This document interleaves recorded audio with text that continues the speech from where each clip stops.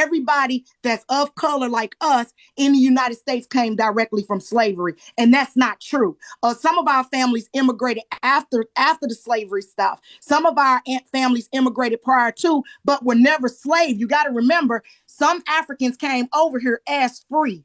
Y'all, please remember that. Some of them came over here as free. There is no such thing as somebody else can define your color. Somebody else can define your culture. You cannot look at someone and tell them to their face, I know what you is.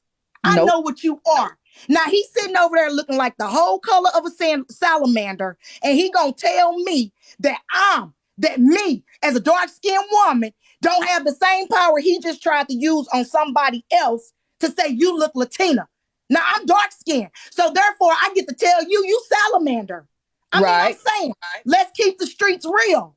Let's keep the streets real. And then the fact that you sitting there over there and he gonna put Funkbox in there to think that's gonna intimidate me. That ain't gonna, Funkbox don't intimidate me. Now, I ain't talking about police. I'm talking about Alicia. That don't intimidate me. See, this is the problem, y'all. We letting these problematic Black people. I'm sorry. Go ahead, Miss Petty. Go ahead, Miss Petty. I had a call coming, and I didn't know if they could still hear you. Oh, okay. While I had a phone call. I can jump out the box and you can take your call. No, go ahead. I don't want to. Go ahead. You did give Alicia Funkbox, and it's sticking. I gave her Slimer Body. So you cannot define, anytime you try to define somebody else humanness, you are erasing them. You are erasing them as a person. I don't have to look at somebody and guess at what they are, because at the end of the day, I'm looking at a human. Now you tell me what you is, and I'm going to roll with that. I'm not invested enough in your life to go back and look at your stuff and say, well, according to this, your stuff went left and you from Europe. I got European blood in me. I got indigenous blood in me, and I have African blood in me. That don't mean you got to look at me and say she got all these things. When the police pull me over, I am a Black woman. Bingo. Period. When they stopped Elijah McClain, who was light brown or brown, they didn't say, he don't look like he acclimate with Black people. He act more white. You could hear Elijah McClain's voice. He sounded very proper. He was talking to those people very softly. He apologized to them. Boy, you can't tell me that aesthetics make up the race of a person, because at the end of the day, a Black woman can produce the lightest baby down to the darkest baby. Do you not understand? Blaze, you bobblehead, salamander-shaped face punk. We are the fucking blueprint. Shut your ass up. You don't know what the fuck you talking about. Life started in Africa. We created everything. So they are us and we are them. I gotta go. I want to get your live band. Fuck that dude. I'm gonna drag his ass tonight. I'm gonna fucking end his career on TikTok. I hate that dude. We gonna be there. We gonna be there for it. We gonna be there for it. Can you hear me? Yes, ma'am. Hey, just real quick. The foundational Black argument is an argument that only started in 2020. People need to stop it. They need to stop adapting these new situations and making it something to talk about. Hey, it was adapted by what is his name? He's a filmmaker, and he also wrote a book about it.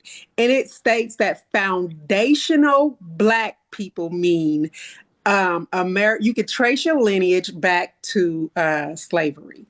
That's what it means when you look up the definition of it, right? But come on now. When have we ever looked at Black people that way? When have we ever determined that a person was or wasn't Black based on that situation? Never. So to use it for an argument to try to make a point, thank you, Tariq Nasheed. To use it for an argument, to try to make a point, and then to not even know where it came from or the history from it's ridiculous. It's absolutely ridiculous. But that's what I just wanted to come is say that we have to stop jumping on these trends, because that is a trend. Yeah. It's a trend. And they love changing, slightly trying to change the definition to fit whatever it is that they trying to. Absolutely. And I just, Legally Missy. Y'all look at what Legally Missy said. Look at what she said. I believe it's a female just by the picture. This contributes to the continued divide in the Black community. Absolutely. That's exactly what it does. Period. And we need to stop doing that. You black, period. None of that foundationally Black, phenotypically Black. The only time phenotypically Black comes into play is in police dealings and legal situations, because then, yeah, that's a problem. When they look at you, then that's a problem. But outside of that, no. And we need to stop falling into these fads. That's all I wanted to say. Thank you. thank you.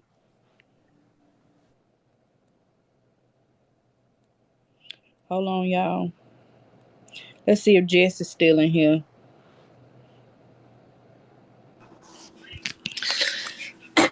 Hello. Hey, somebody said you got some news today. I do. And I'm going to drop my Cash App because, man, this is really fucking good. My Cash App is Jessie Dodd. You guys, this is amazing. Okay.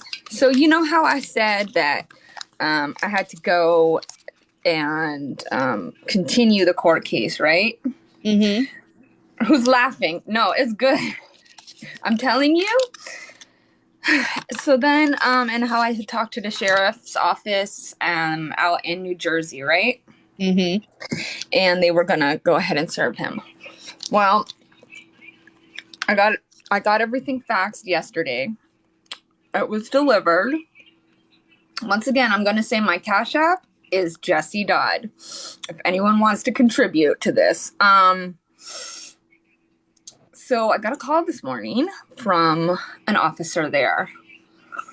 And he said that the order was served this morning, but it gets better. He went to the house.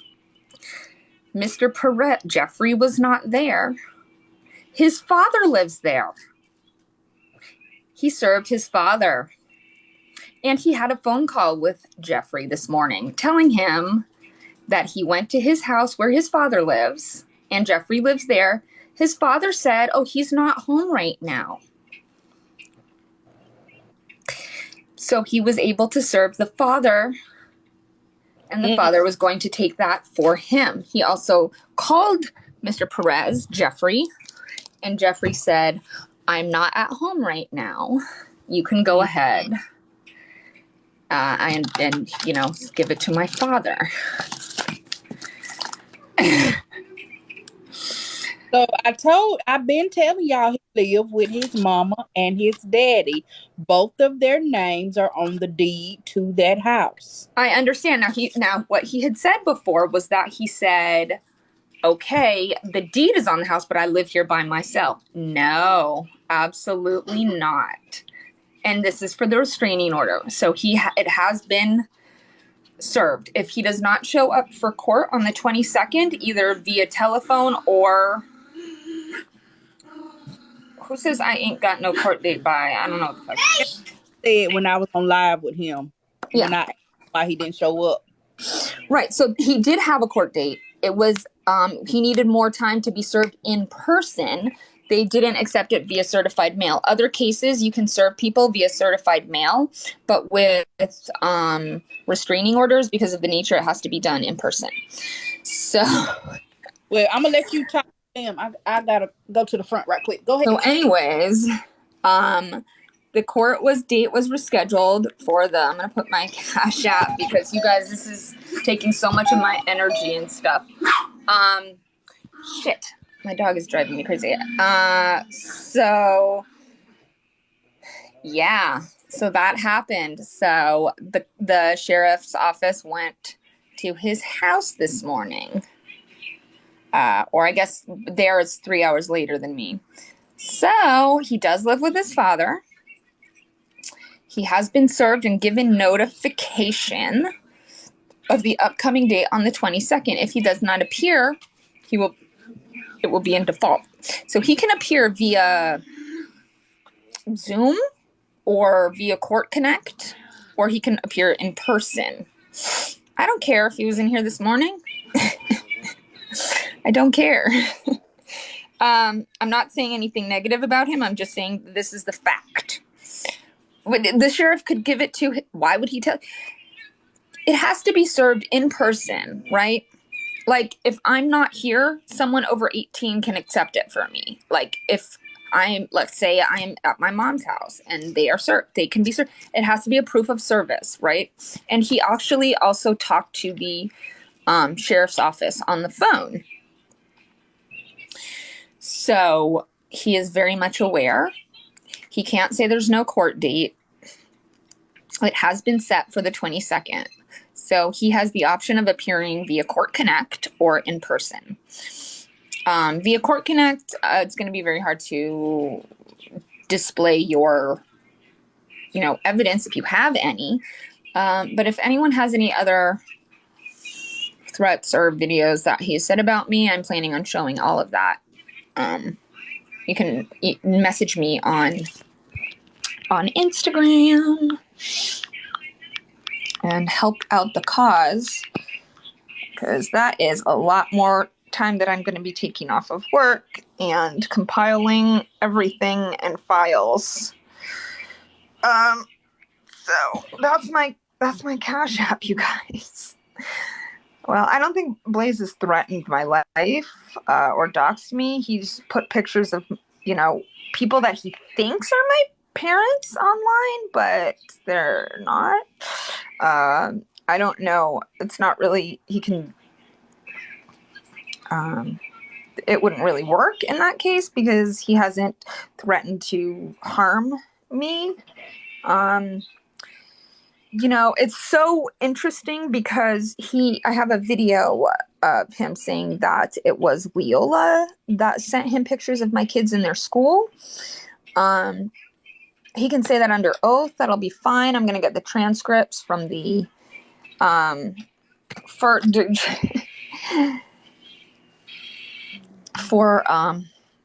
that. So I would need to, if you guys want to Cash App me, I have to go make copies, get everything put on a disc, have somebody put it in to a file that the court can read, and put it into a file. My kids, they are so desperate. I don't know what that means. I don't know. I got 4 minutes. So everything has to be put into a file for the court, including videos, evidence, because I just have a jump drive here. It has to be able to be read. They're sending pictures of my kids. Yeah, talking about me being doxxed. I have to go make court copies, which is expensive. So if anybody would like to contribute, I would appreciate it. Later, if you want to come back, it's probably gonna be tonight because I gotta get ready to go because I got some stops I need to make to verify some stuff. Thank you, Sandra. Thank you for the Cash App. So if you want to come back on later because I didn't get to hear the whole thing. So, okay. Darn it, I was about to say something. And honestly, another thing that this case is doing is it's helping other people come forward to be able to have their cases, give them encouragement. Like, oh, no one's going to listen. The police aren't going to listen. Listen, if you do it and you do it the right way and you follow the protocol, you can have your case heard too. Someone asked me, oh, nothing's been done about mine. What can I do? And I'm telling you what steps to take. So if you need that, I'm available on Instagram. So you play with people above your intellect grade and people with resources, you're going to take an L when you leave. So that's all. I know, Petty, you're getting ready for the Blammies. I'm so excited. I can't wait to watch you win big. You guys, do we still have time to vote? No. Voting's closed? All right. I heard you got the most, but okay. So, he's had ROs against him in actual court cases. So, if anybody, and if you need help, I can just, email you or message you guys what I did and what you need to do if you have need to get a restraining order against anybody on this app, or a cease and desist, or a gag order, which is where they're not allowed to say, print, or mention your name at all anywhere. Thank you so much, Faith. Oh my God, thank you, Faith. I appreciate that. So gag orders also are really good if you want people to shut the fuck up about you. You can message me. I'll give you all the information of what I did, okay? And you're not Cash Apping though. Okay, well, you don't have to. All right, y'all. Well, yeah, I'm gonna come back on later. I gotta go because I still gotta do payroll before I leave. So, oh Lord, right, authentically me. So yeah, I'll be back on later. I gotta get this done because I'm on a time crunch. So it's probably gonna be this evening before I go back live. Probably. So yeah, y'all catch me this evening. Yeah, I gotta go because I got too much on my brain. I'm gonna end up messing up something, and I don't need to mess up the money. So yeah, I love y'all. Y'all have a good rest of the afternoon, and I'll see y'all tonight. All right, bye. Mwah.